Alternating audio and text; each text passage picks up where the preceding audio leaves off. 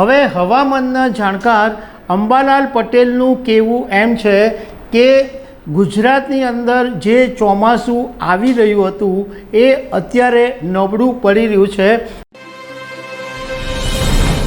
નમસ્કાર દર્શક મિત્રો, હમણાં છેલ્લા કેટલાક દિવસોથી ગુજરાતના કેટલાક વિસ્તારોની અંદર વરસાદ પડી રહ્યો છે। તમે જો સુરતમાં રહેતા હશો તો તમને ખ્યાલ હશે કે ઘણા વિસ્તારોની અંદર હમણાં છેલ્લા 2 દિવસથી રાત્રે ધમધોકાર વરસાદ પડી રહ્યો છે।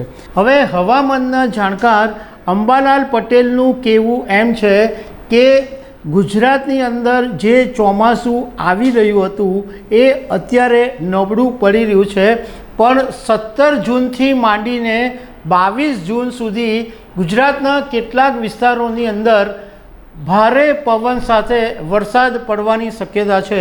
તો એના વિશે હું તમારી સાથે વાત કરીશ।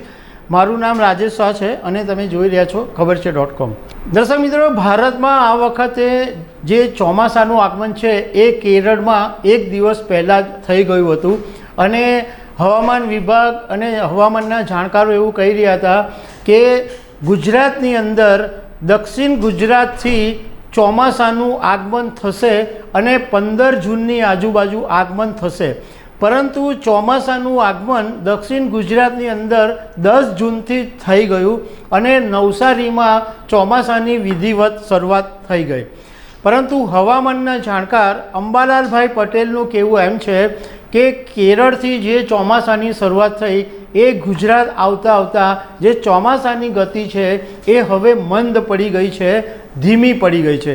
હવે આ જે ધીમી ગતિ પડી ગઈ ચોમાસાની, એને કારણે ગરમીનું પ્રમાણ વધ્યું છે અને હવે વધશે।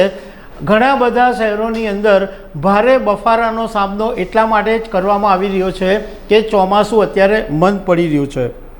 અંબાલાલ પટેલે એવું કીધું છે કે 17 થી 22 જૂન જે વરસાદ પડશે એમાં સૌરાષ્ટ્રના જે દક્ષિણ ભાગ છે એની અંદર ખાસ પવન સાથે વરસાદ પડવાની શક્યતા છે અને આંધીનો પવન આવશે, મતલબમાં જોરદાર પવન આવશે એવું અંબાલાલ પટેલનું કહેવું છે। એમાં ખાસ કરીને જે સૌરાષ્ટ્રના વિસ્તારો છે, બાબરા, બોટાદ, બરવાડા ઉપરાંત બીજા જે વિસ્તારો છે, ખેડા, ગોધરા, એની અંદર પણ પવન સાથે વરસાદ પડવાની શક્યતા છે એવું અંબાલાલ પટેલે કીધું છે। એ ઉપરાંત અમદાવાદ, વડોદરા, મહેસાણા, સુરેન્દ્રનગર, રાજકોટ એમાં પણ ગાજવીજ અને કડાકા ભડાકા સાથે વરસાદ પડશે।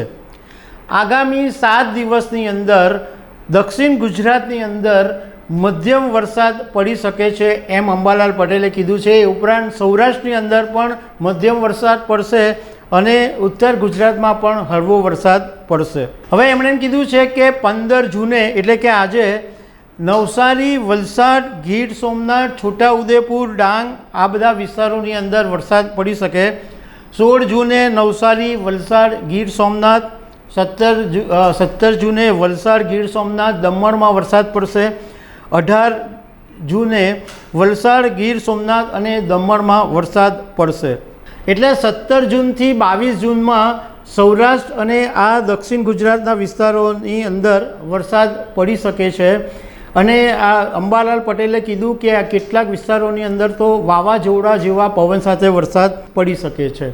તો દર્શક મિત્રો, આવી અનેક વાતો સાથે અમે તમને મળતા રહીશું। Thank you very much.